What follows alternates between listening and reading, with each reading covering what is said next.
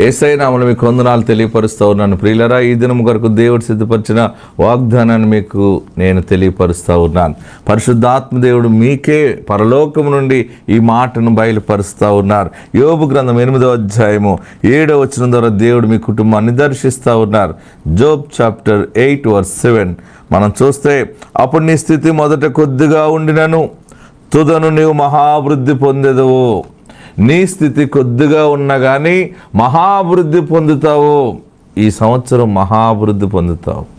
ఏం అభివృద్ధి అండి? ఏమి అభివృద్ధి పొందుతాము? అభివృద్ధి పొందటానికి ఏ అవకాశం ఉంది? ఏమి బేస్ ఉంది? పరిస్థితులన్నీ తారుమారుగా ఉన్నాయి అని అనుకుంటున్నావేమో.